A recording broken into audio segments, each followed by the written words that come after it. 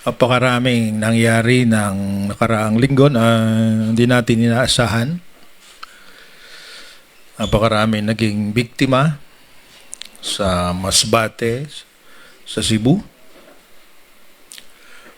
Nakakalungkot isipin na sa isang iglap, pwedeng mabago ang lahat. Itingnan ko yung mga gumuhong mga bahagi ng bundok, yung mga umagsak na mga sugusali, kasama na yung isang porsyon ng simbahan. At tila mahigit sa 70 o kulang sa 70 ang namatay. Alam natin, mahirap makabangong muli, mahirap kasi hindi naman napagandaan. Kaya lang yun talaga ang buhay. Kaya nga sabi ay aanhin ko ba ang lahat ng mga bagay kung mapapahamak naman ang aking kaluluwa. Sa isang devotion ngayong week ay yun na na-emphasize na napakaraming bagay sa mundo na ating pinagsisikapan o ating pinapangarap na matanggap o makamtan. Subalit isang katotohanan din na anumang naipon o nagawa natin o na accumulate na pagsama-sama, hindi natin dadalhin sa kinabukasan. Kasi hindi nagagamitin yun, di ba? Sabi, isang bagong langit, isang bagong lupa. Kaya ano yung dapat nating bigyan ng halaga, ng priority o bigyan ng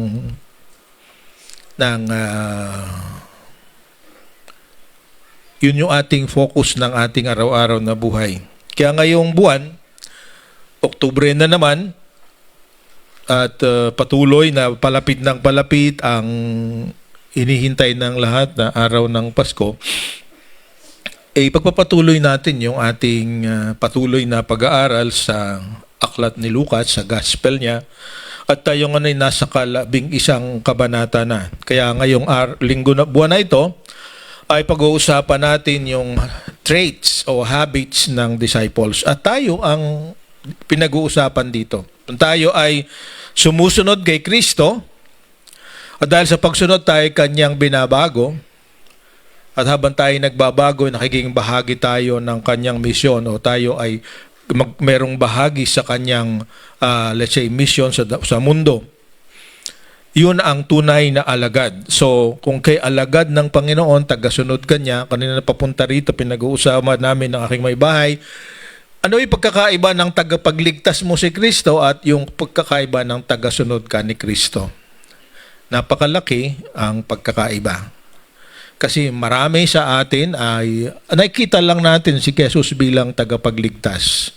Kaya pag may problema, naalaala natin siya. Pag may sakit, naalaala natin siya. Kasi tagapagligtas eh. Pero kapag ang si Jesus ay ating Panginoon, ano man ang nangyayari, siya pa rin ang nasusunod. So yun ang ipagkakaiba. Ang isa ay sumusunod, ang isa umaasa. So, ang gusto natin, ang disciple ay sumusunod at umaasa. So, kaya paano itong mangyayari? Kailangan meron siyang mga katangian, traits, di ba? O characteristics. At yung characteristics niya o traits ang nagiging dahilan kung paano ang kanyang habits o yung mga bagay na pangkaraniwang ginagawa. Kanya-kanya tayo ng mga habits, di ba? Meron tayong mga hindi natin pinag-iisipan pero yun ang ating ginagawa. Yun actually yun yung simpleng definition ng habit.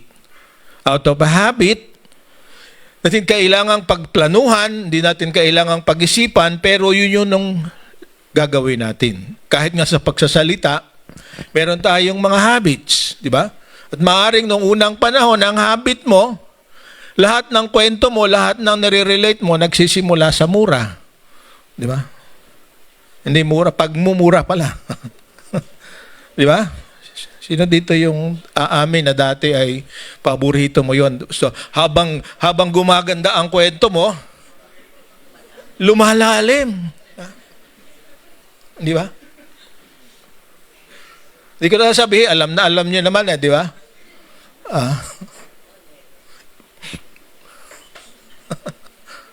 Di ba? So ngayon, paano natin madidevelop yung habits? Sabi sa Matthew 6, sabi niya, out of the abundance of the heart, the mouth speaks. So anong nilalaman ng puso, yun ang lumalabas sa bibig. Actually, I was convicted yesterday morning. Hindi ko sabihin ng detalye. Pero meron akong ginawa sa anniversary ng Bacoor na habang pinag-iisipan ko, pinagsisisihan ko. Hindi ko na sasabihin kung ano, but I hope that in the future, hindi na mangyayari yon. So meron akong trait na kailangan mabago. Meron akong ginagawa na hindi ko pinag-iisipan, siyang nagagawa ko. So, kailangan talaga ang una nating ma-develop ay paano yung, kasi sabi niya, is being transformed by God, na binabago from the inside out. Kasi kung ano raw nalaman ng iyong bibig, ay yun ang lalabas. Baligtad pala. Kung anong laman ng iyong puso, yung nararamdaman, yung iyong emosyon, yun lumalabas sa ating bibig. So ngayon, pag-usapan natin sa Luke chapter 11, the traits and habits of disciples. At ang una nating topic ay makukuha natin sa 11, 1 to 13. At ang pinakamagandang dapat na trait o habit natin ay pananalangin. So sa pag-usapan natin ngayong umaga, disciples pray regularly and persistently. Diba? Regularly. Ibig sabihin, laging nangyayari. Sa halimbawa, tuwing umaga, tuwing gabi, pag kumain, bago matulog, yun ang ibig sabihin ng regular. Merong defined frequency. Yun ang ibig sabihin ng regular, katulad din ng mga seasons ng panahon, di ba? Yung ating bansa, sabi dalawa lang ang season, tag-ulan at tag-araw. Okay? So, dumadating yan regularly. Sa ibang bansa, 4. So, regularly. Ibig sabihin, predictable. Masasabi mong mangyayari. And then persistently, kasi yun nga, sa pananalangin, yung content mo, hanggat hindi mo nakukuha, yun ang ipapanalangin mo. Di ba?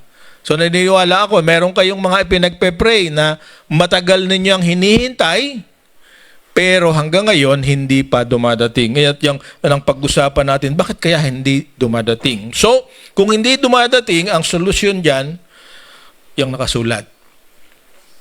Trust God and ask boldly. Magtiwala ka sa Diyos at huwag kang mahiyang magsabi. Di ba? Hindi ito mura, no? Maging walang hiya ka sa pagsasabi sa Diyos. Hindi ko kayo minumura. merong pagitan. Kasi yun yung ating content ng ating istorya ngayon. May isang kaibigan, mamaya babasahin natin. So, bago tayo manalangin, basahin muna natin ang ating kwento ngayong umaga. So, pakinggan niyo ako sa Pinoy version. Ganito ang pagkasulat sa Luke chapter 11, 1 to 13. Isang araw, nagpe-pray si Jesus sa isang lugar. Pagkatapos niya, lumapit ang isa sa mga disciples niya at sinabi, Lord, turuan niyo po kaming mag-pray. Kung paano tinuruan ni John ang mga disciples niya. Sinabi ni Jesus sa kanila, kung magpe-pray kayo, sabihin nyo, Ama, sambahin ang pangalan mo. Dumating ang kaharian mo. Bigyan mo kami ng pagkain sa araw-araw. Patawarin mo po kami sa aming mga kasalanan dahil pinapatawad po namin ang bawat nagkakasala sa amin. At huwag mong hayaang matukso kami. Yun ang prayer. Okay, so verse 5, ikukwento ni Jesus, mayroong mga, paano ba yung persistence? Sabi niya, sinabi ni Jesus sa mga disciples niya, ipalagay nating lumapit kayo sa kaibigan nyo ng hating gabi. At sinabi niya, kaibigan, pahingi muna ng 3 tinapay. Dumating kasi ang isang kaibigan ko na galing pa sa malayo at wala akong maibigay sa kanya. Ganito naman ang sagot ng kaibigan mo na nasa loob na ng bahay. Huwag mo akong istorbohin. Nakalak na ang pinto at nakahiga na kami ng mga anak ko. Hindi ako makakabangon para bigyan ka ng kahit ano. Sinasabi ko sa inyo, di siya babangon para bigyan ng tinapay dahil sa kaibigan kanya. Pero babangon siya at ibibigay ang lahat ng kailangan mo kasi di ka nahihiyang mangulit. Di ka nahihiyang walang hingit mangulit. Kaya sinasabi ko sa inyo, humingi kayo at tatanggap kayo, maghanap kayo at makakahanap kayo, kumatok kayo at pagbubuksan kayo, kasi makakatanggap ang bawat humihingi, makakahanap ang bawat naghahanap, at pagbubuksan ang bawat kumakatok. Mga tatay, sino ba sa inyo ang magbibigay ng ahas pag humingi ang anak sa inyo ng isda? Sino ba sa inyo ang magbibigay ng scorpion kapag humihingi siya ng itlog? Kung kayo nga na masasama, marunong magbigay ng mabubuting bagay sa inyong mga anak, paano na kaya ang tatay nyo na nasa langit na handang magbigay ng Holy Spirit sa kanilang sinumang humihingi? Pagpalain, pagkabasa ng kanyang salita. Tayo manalangin. Panginoong Hesus, nawa ang lalabas aming mga labi ay galing sa inyo. Ipahayag niyo sa amin upang maging daan, upang kami ay maging mabuting alagad ninyo at yung mga habit at mga katangian ng isang alagad nyo ay mapapunta sa amin. Alam namin binabago nyo kami at patuloy kaming babaguhin at naway ang habit at ang kaugalian na manalangin ay ma-develop sa bawat isa sa amin. Ito po ang aming dalangin sa pangalan ni Jesus. Amen. So, trust God and ask boldly. Magtiwala. Kasi ang unang katangian ng isang alagad ng Panginoon na sumusunod sa Kanya, meron siyang pagnanais manalangin. Alam ko marami siyang ibang gustong gawin, pero ang tunay na alagad ng Panginoon ay ang unang binibigyan ng halaga ay kausapin ang Panginoon. So makita natin dito sa istorya, sabi nakikita nila si Jesus. Kasi si Jesus, kung babasahin natin ang kanyang habit, sabi maaga pa tuwing umaga, ihiwalay na siya sa kanyang mga alagad, pupunta sa isang lugar na malayo sa kanila at kakausapin ang kanyang ama na nasa langit. Yun ang kanyang habit, first thing in the morning. At bago siya magpahinga rin sa gabi, di ba kung mababasa natin, bago niya pinili yung 12 alagad, nung buong magdamag, nanalangin din siya. Yun napansin nito ng mga alagad, kaya isa sa kanila, sabi niya, one of the disciples said to him, pwede bang turuan mo kaming manalangin? Kasi ang kanilang kasanayan sa pananalangin ay yung mga panalangin na katulad ng ibang panalangin natin ngayon, binabasa. Kaya nga sabi nila, saying a prayer. Kasi kalimutan siguro sa atin, nagising sabi natin sa dating relihiyon natin, meron tayong mga prayers na binabasa. Na ginawa ng iba, laman ng puso ng iba. Wala namang masama. Kaya lang nakita nila, iba ang Panginoong Hesus. Bagamat may itinuro siya, ang tinuro niya dito ay hindi yung mismong sasabihin mo, kundi ang tinuro niya ay balangkas o pattern ng pananalangin. Kasi yun talaga. Kasi kahit yung mga Pariseo, mga Saduseo, kahit hanggang ngayon, meron silang book of prayers. Hindi ko matandaan kung Mishnah or something like that. Pero yun ang kanilang binabasa. Nung kami galing sa Israel, meron kaming nakasabing isang Hudyo na babae, meron siyang prayer book. At almost every hour, bubuksan niya yon habang kami naglalakbay from Israel to Thailand. Katabi namin siya ay nagpe-pray. Pero ginagawa niya, binabasa niya yung panalangin ng iba. So ito yung napansin nila sa ating Panginoon.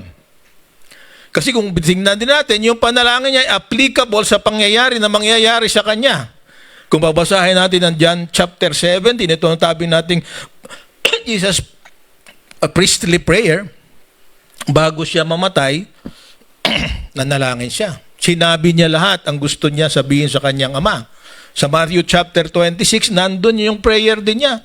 Ang sabi niya nga sa dulo, sana Panginoon, itong mangyayari sa akin ay huwag nang mangyari. But let your will be done.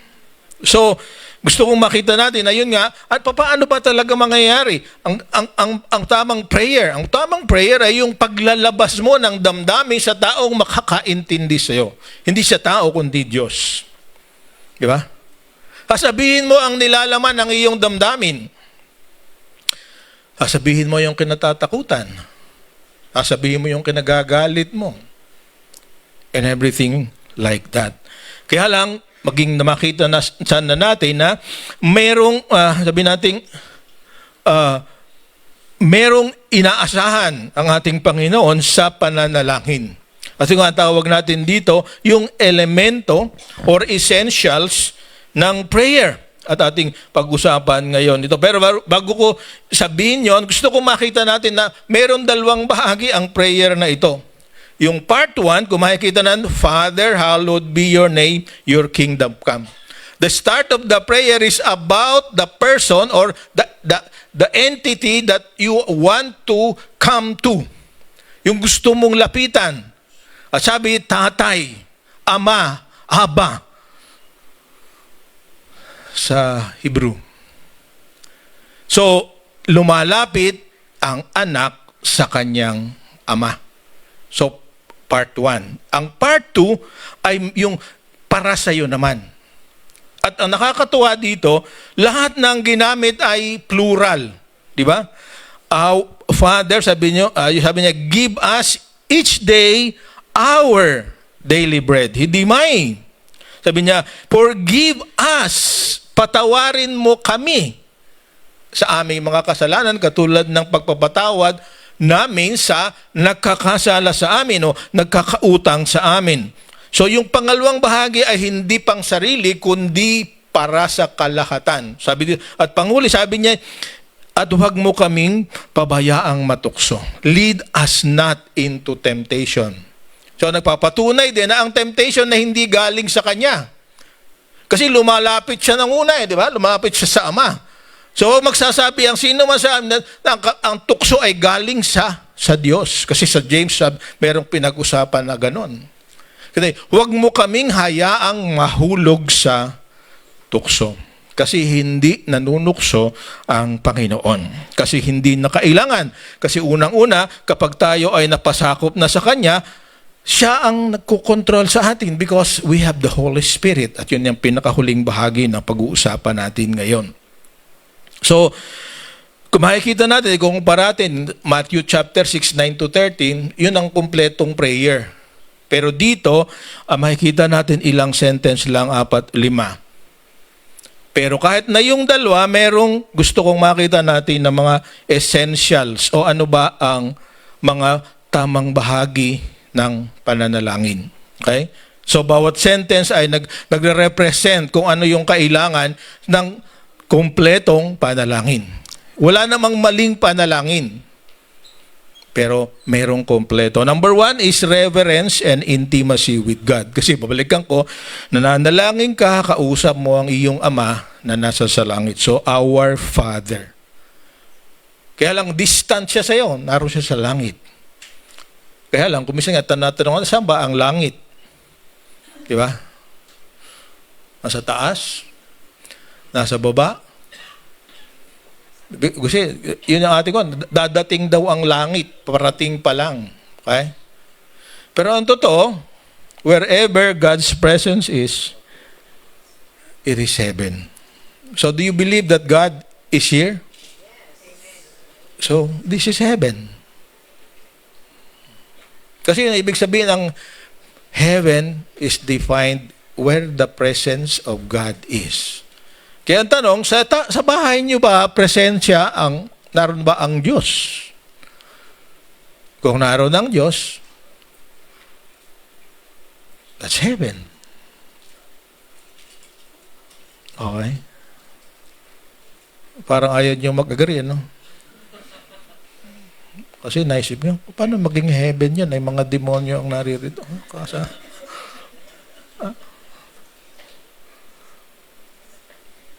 Tandaan natin, kahit sa heaven, pumupunta pa minsan-minsan si Satanas. Pinag-usapan natin ng mahaba-haba yan noong nakaraang mga buwan, di ba?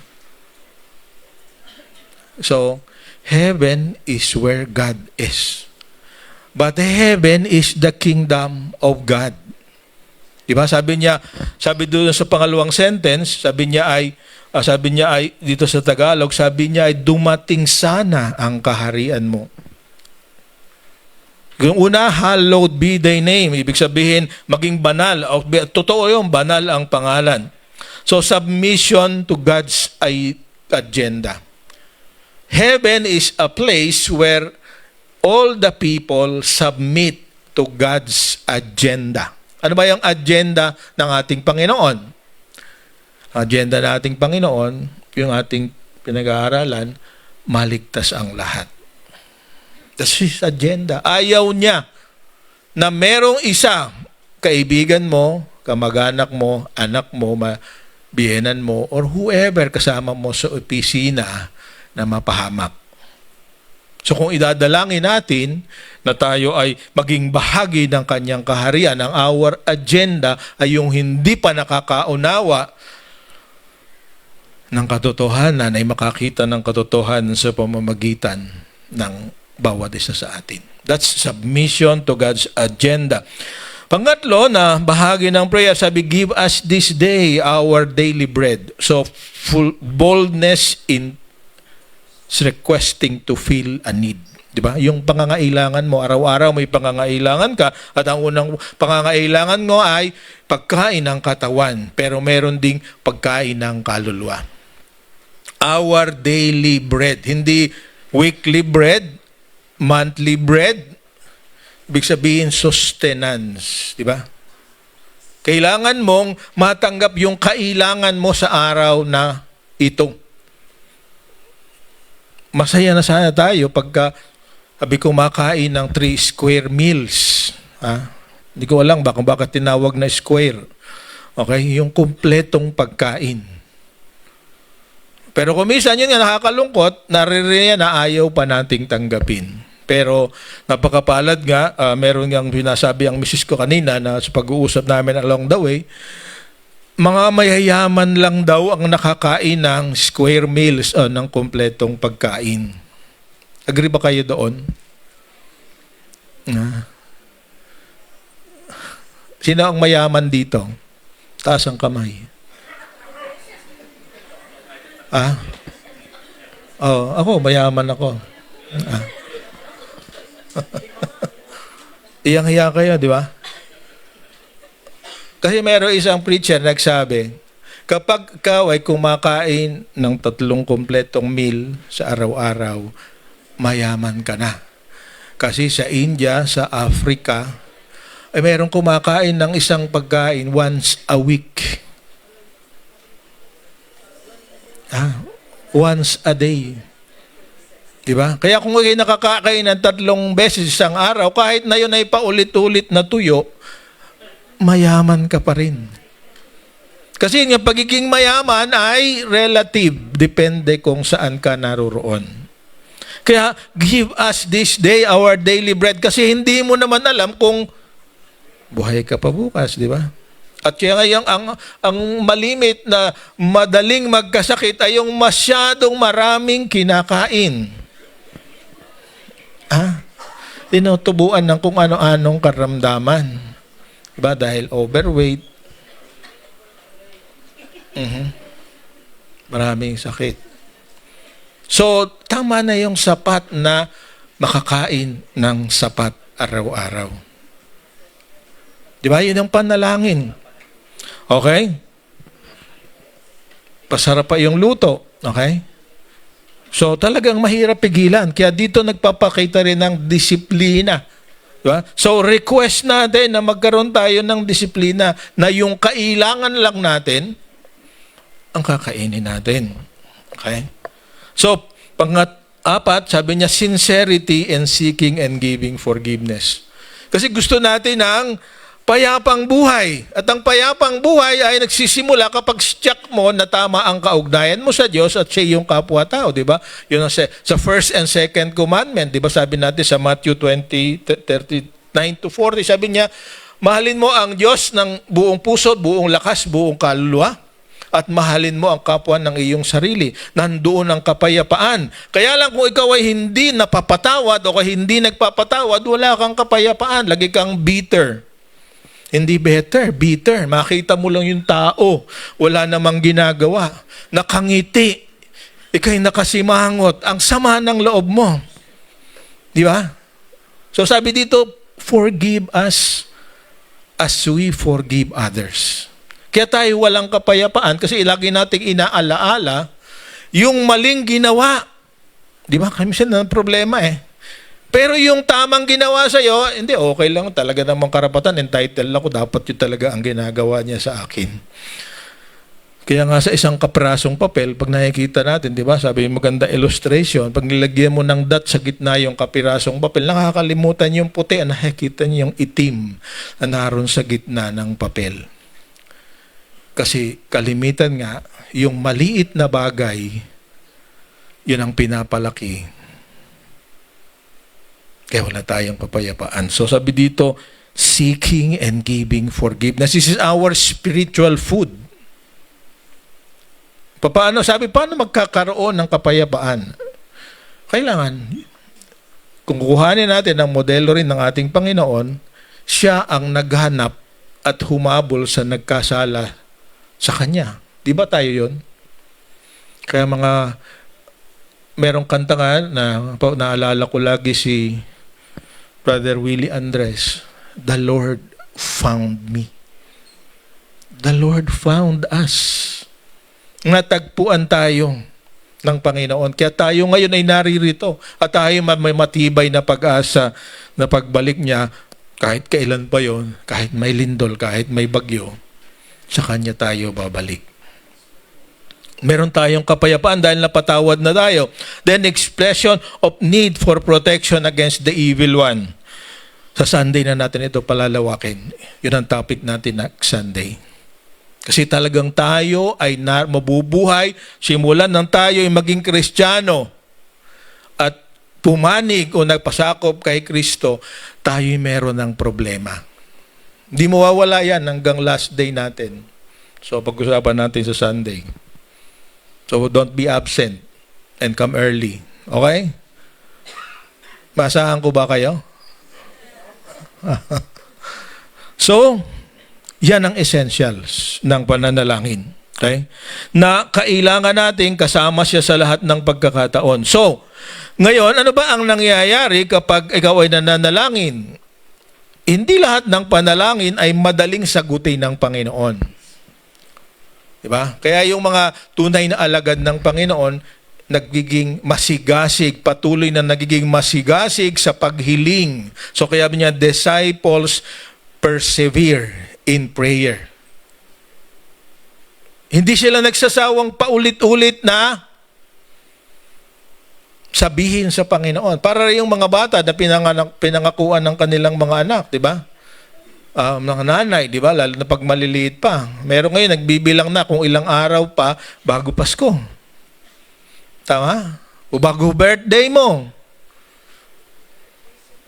Okay?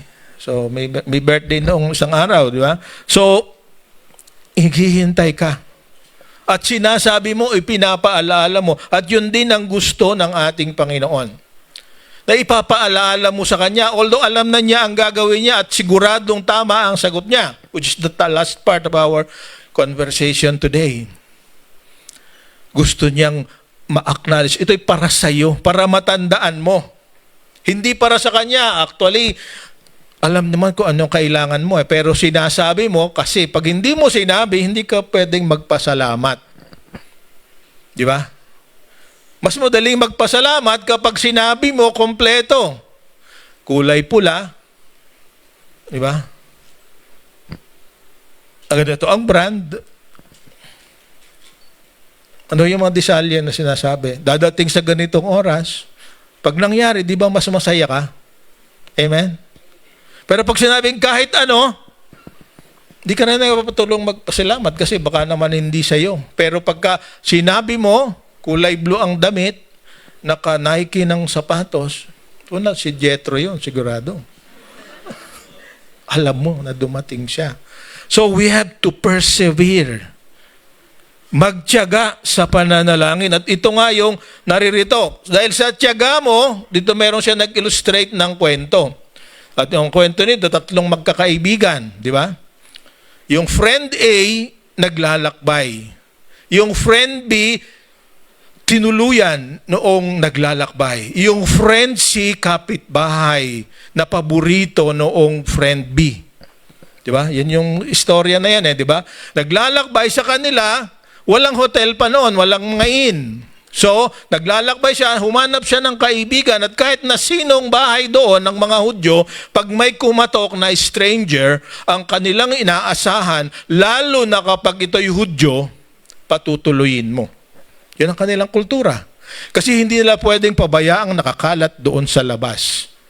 Ay nagkataon, itong nakatukan, itong naglalakbay, ay walang-wala noon. Naubos yung kaniyang tinapay. Kaya pumunta siya sa kapitbahay, very specific, bigyan mo ako ng 3 loaves of bread, di ba? Pero dahil natutulog na nga ito, at ang mga bahay nga noon, sabi ni Pastor Arnold, din na-specify niya, maliliit. Nakita ko nga ito doon sa may bahay ni Peter na kung saan tinutuluyan din ni Jesus doon sa may simbahan ngayon. Napakalaliit. Barang siguro wala pang... Maliliit din ang tao noon, ang isang kwarto ay maaaring less than 10 square meters. At sila lahat ay natutulog doon. Ang kalimitan sa bahay ay isang kwarto lang. Kaya kung may kakatok, magigising lahat. Kaya sabi noong kaibigan, friend C, sabi niya, natutulog na kami, huwag kang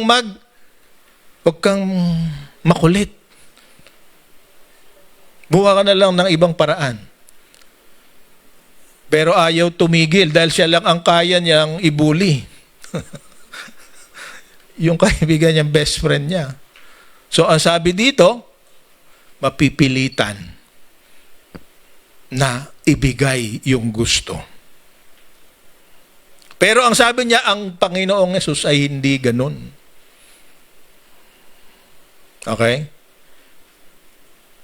Pero inaasahan pa rin niya maging persistent ka. Kasi ganito, di ba? Habang ikaw ay merong mga bagay na dumadating sa isip mo na kumisa yun ang talagang kailangan mo. Na habang pinag-iisipan mo at paulit-ulit na pinag-iisipan, later on, marirealize mo na hindi yun pala ang kailangan mo. So, babaguhin mo na yung prayer. So, yung persistence is not for him kasi alam na niya kung anong kailangan mo. Yung persistence is to give you time to evaluate and understand that you are asking for the right thing. Alam niyo ba na hindi lahat ng natatanggap mo'y kinatutuwa ng iba?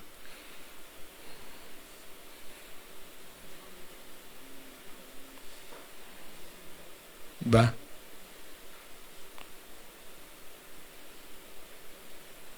Naisip mo na ba yan? Tulad ng ating mga natuklasan, di ba? Sabi, the sky is the limit. Di ba? Di ba? Sa tingin niyo ba natutuwa yung nasa paligid nila? Pero kung minsan ganun ang ating panalangin. Ang isa pang masakit ko minsan, kaya ka humihingi ay dahil meron siya. Do you think that's honorable? Kaya kung minsan tayo natutukso, kasi kaya ang dahilan natin, kailangan ko yun dahil meron siya. So, habang tayo nagiging persistent sa prayer, nalalaman natin kung tama ba ang ating hinihingi. At ang napakaganda nga, sa ating parable na ito, gusto ko makita natin the important points in this first parable. So, first, God will always behave righteously. Ibibigay niya sa iyo hindi yung gusto mo, kundi yung kailangan mo. And God knows that sometimes when you have something and receive something, you forget Him and you remember the blessing. Kaya pag hindi pa ganun ang kalagayan ng iyong puso, ako naniniwala, hindi niya ibibigay sa iyo kasi ayaw niya na mapahamak ka. Ganun kanya kamahal. Sino sa inyo dito nang humihingi ang anak pambili ng shabu, bibigyan mo? Di ba? Although nangyayari. Ako na sa mga probinsya, di ba? Sino ang nagtuturo sa anak na uminom? Di ba? Si tatay, di ba? Kung misa ganun, di ba? Kalaki mo ng tao. Hindi ka pa marunong nito. Sino nagtuturo ng kalaswaan? Ng pornography, kung minsan sa bahay? Sino nagdadala? Nakikita sa magulang. Diba? Pero ang Diyos natin sa taas, alam niya kung ano yung karapat-dapat sa iyo. Kaya kung hindi niya ibinibigay, most likely dahil hindi ka pa ready. Diba? Kasi sinong naliligaw ng landas? Napakaraming tao na habang kulang, sa inisip niya ay kulang siya, lumalapit sa Diyos. Pero kapag nakuha na niya, ang nakikita niya yun lang blessing, nakakalimot sa Diyos. Kaya yun nga, dahil mahal ka ni Lord, baka ialsin uli yun, magsimula kang panibago. Kasi mahal ka niya. So magpasalamat ka kasi baka hindi ka pa ready. Kasi baka ang nakikinig sa'yo, although hindi yan kayang gawin niya, tandaan ninyo, hindi nakakapakinig si Satanas ng prayer mo. Kasi hindi siya Diyos. Okay? So, persistence, God will always behave righteously. He will only give what is good for you. Pangalawa, when you are doing good with God, what God considers good, we can come to Him boldly and persistently. Kaya yung parang dalawa ay parallel, di ba? Di ba? Kung ang iniisip ng Diyos ay mabuti sa iyo, kaya yung hindi nakakabuti sa iyo, kahit maging persistent ka, hihintayin niya na maging handa ka na. Amen? Pag handa ka na, ibigay niya sa iyo. Kasi ayaw niya ikaw mapahamak. Katulad din na ikaw, meron kang anak na minamahal, hindi mo ibibigay sa kanya yung hindi niya kailangan. There's a finding.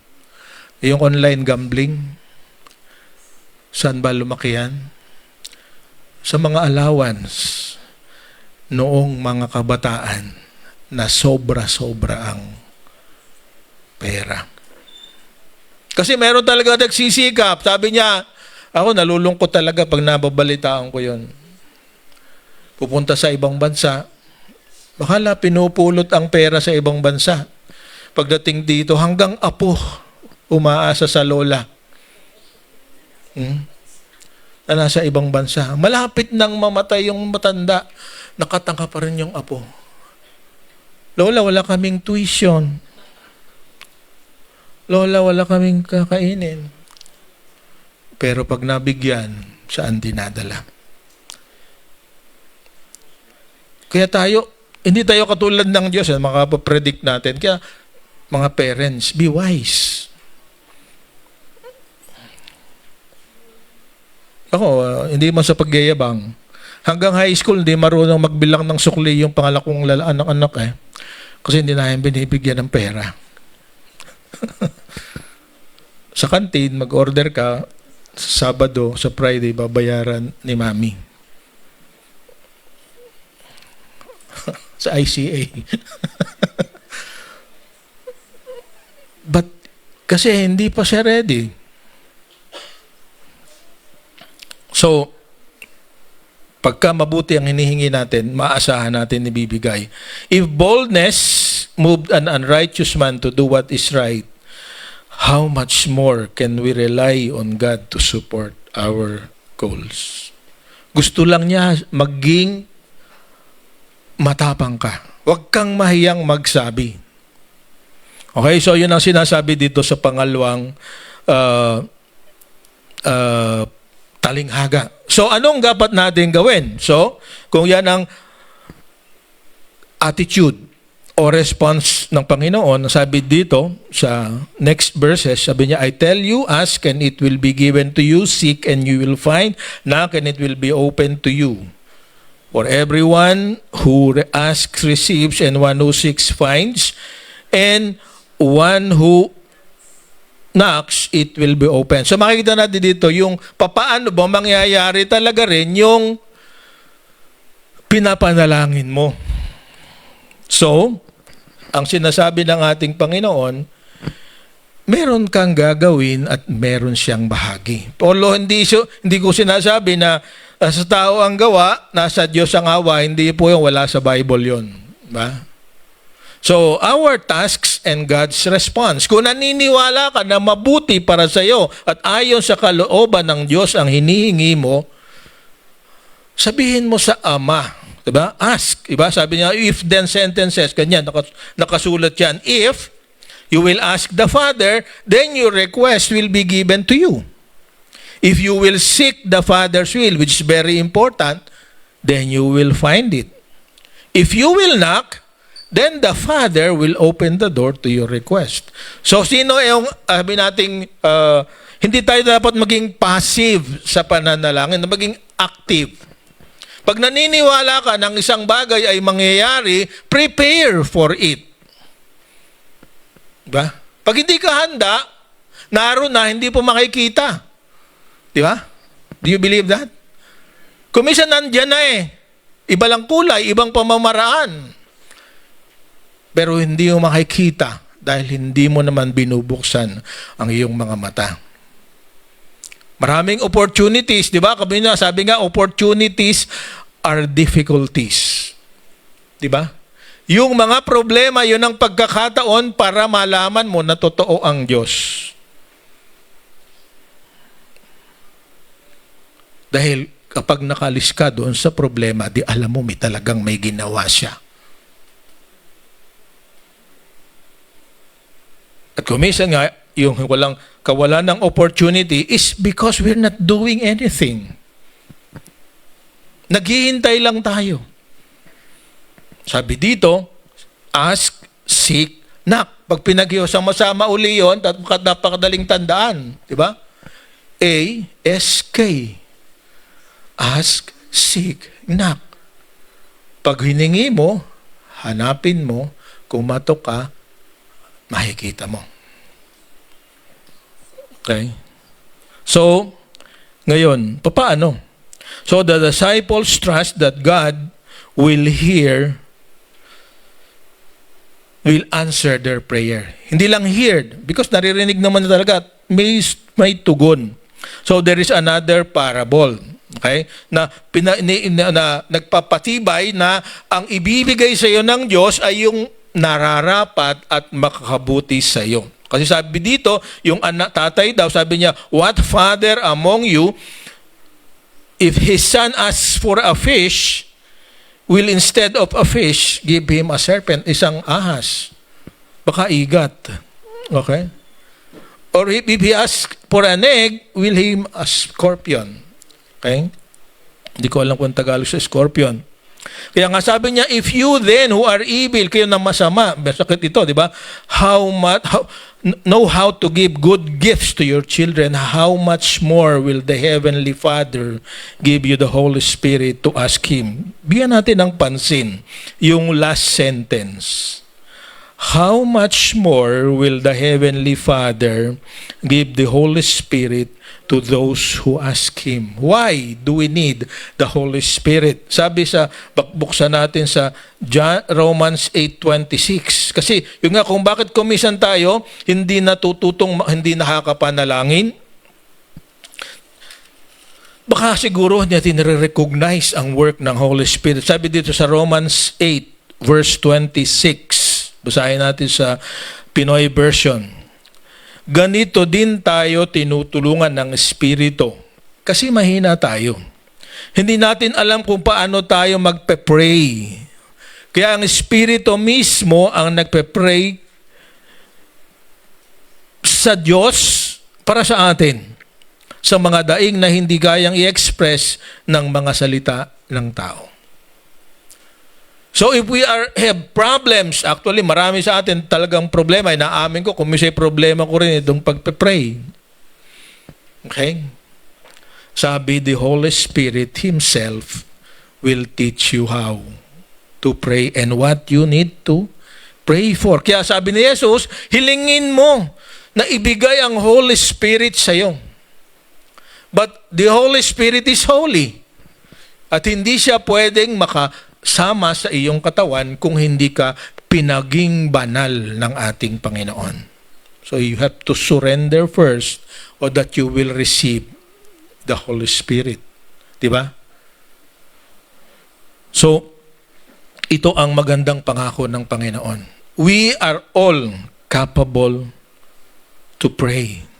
And the first evidence na talagang tayo'y tagasunod ng Panginoon ay ang ating kakayanan na manalangin at ang habit ng pananalangin. Sabi niya, true disciples are recognized by how they abide in the Lord. Whatever they achieve are results of persistent prayers and bold requests to the Father who promised to give whatever they request in the name of Jesus. So sabi rin sa John chapter 15 verse 16. Ito yung pangako sa atin ng Panginoon. Sabi the verse 16, hindi niyo ako pinili, ako mismo ang pumili at nagpadala sa inyo para mamunga.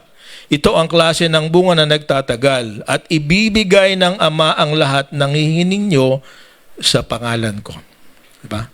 Sa pangalan ni Jesus. Diba kaya limited ang closing prayer natin ay in Jesus' name. Kasi yun ang sinabi niya. But you cannot utter the name of Jesus when you do not have the Holy Spirit in you. So today, simple lang ang gusto kong ipaalala sa atin.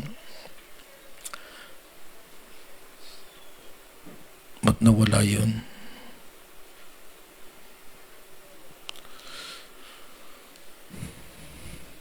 Pakibasa nga.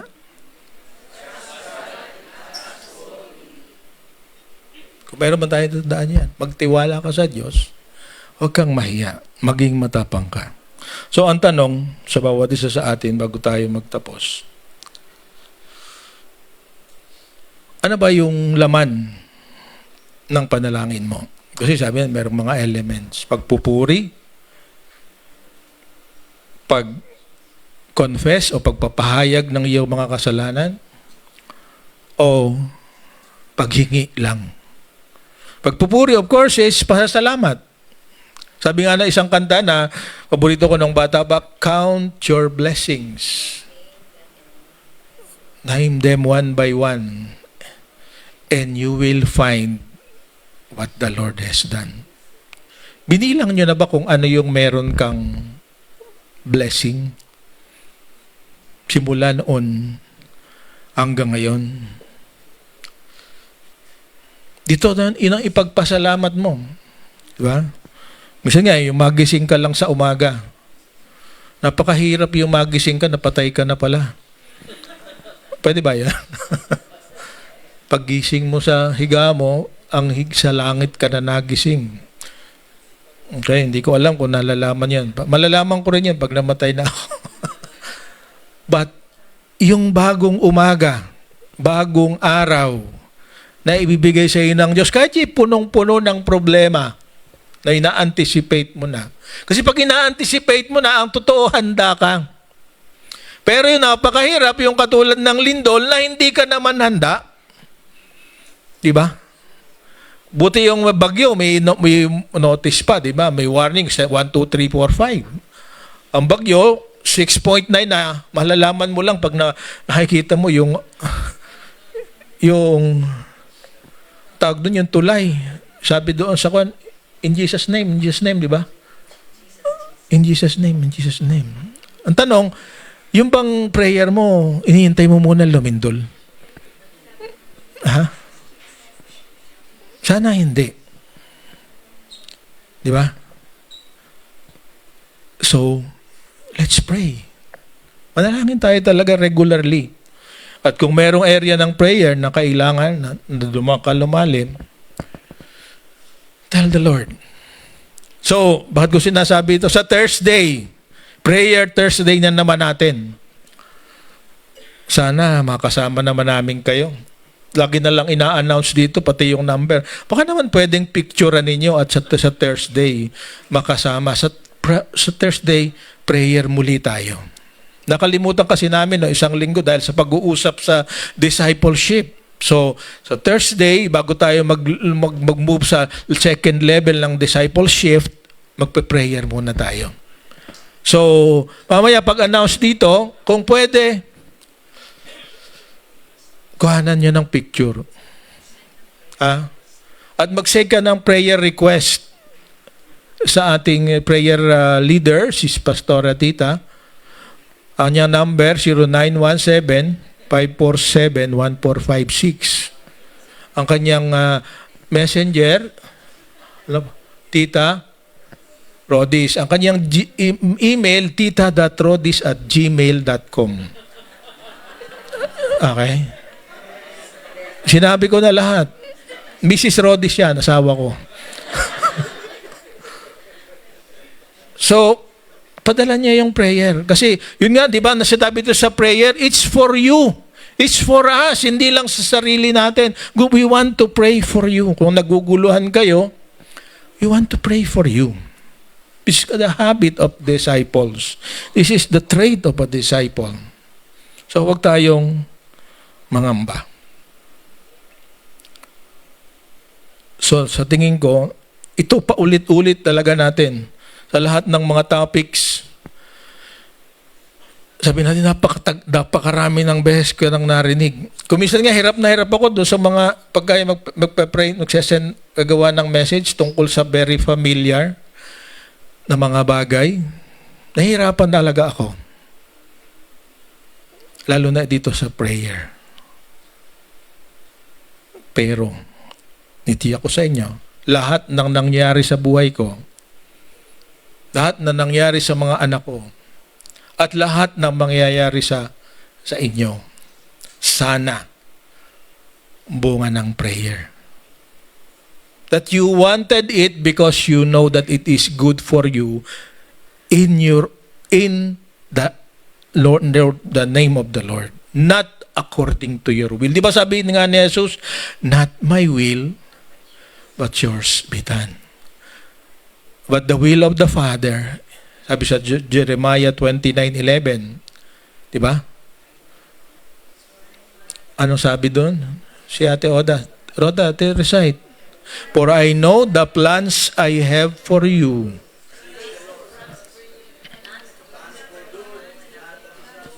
O hindi tayo magkasundo, iba-ibang translation. Di ba? Pero iisa ang plano ng Diyos para sa inyo. Ang gusto niya, hindi ka magkulang. So, kanina, napakaganda ng awit. So, aawitin uli natin ngayon. I-affirm natin na hindi nagkulang ang Panginoon. So, inaanyayahan ko yung ating worship team. Sama-sama natin uling awitin. At dahil hindi siya nagkukulang, bibigay na rin natin yung bahagi ng pagpapala niya na kanya. So while we sing the song, hindi ka nagkulang, kung na-prepare mo na yung iyong offering at yung tithes, dali natin dito at ating ibalik sa Panginoon bago tayo final mag-pray. Napakabuti ng Panginoon kasi lahat ng kulang mo, siya ang magpupuno. Okay? Yung wala sa iyo na nararapat sa iyo, ibibigay niya. Pero higit niyang pinagkakatiwalaan ng mas marami yung pwedeng pagkatiwalaan na hindi pinananakawan o pinapakialaman yung bahagi na Diyos ang may-ari. So habang tayo umaawit, pwede kayong tumayo and you give the offering na dinala nyo. Alam ko, pinag-prepare niyo, at kung nahihiya ka ngayon dahil hindi yan ang tama, pwede mo pang baguhin. Dahil alam mo, mas higit pa niyang luluguran dahil you are honest, that you are trustworthy, na anumang bahagi ng kinikita mo galing sa Kanya, at dahil galing sa Kanya, gusto mo siyang i-honor at ibalik na masaya yung bahagi na gusto mo ibalik sa Kanya. Tandaan mo, lahat ng meron ka, Kanya yan. Pero kung gusto mong dumami ang magiging ipagkatiwala niya sa inyo, let Him find that you are faithful. Sige po, hindi ako aawit, pero pakinggan natin ang awit dahil hindi nagkukulang ang Panginoon. Lahat ng kailangan mo nasa iyo ngayon. Gamitin mo yan ng tama. Lalo na kung pinanalangin mo yan at naririto ngayon, show your appreciation dahil natanggap mo yung hinihiling mo. Pwede natin come out.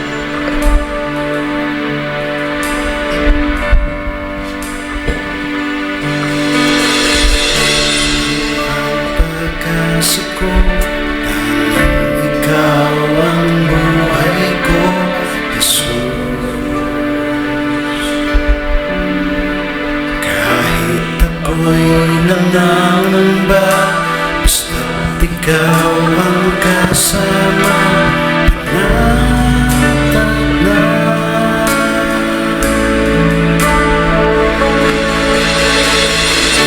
lang ang sasambahin.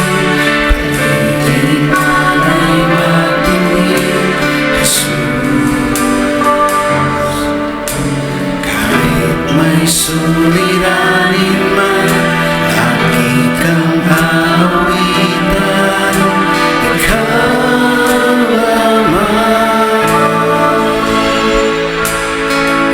Kahit kailan, di ka nagkulang, ihaya mo sa akin laging lahat.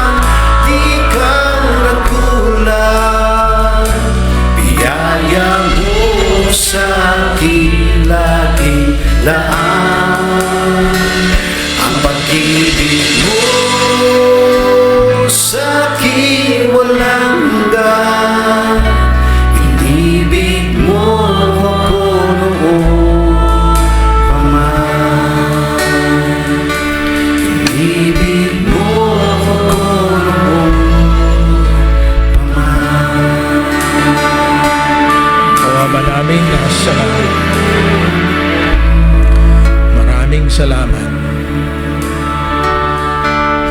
Kahit bago pa kami sinilang, mayroon ka ng plano para sa amin.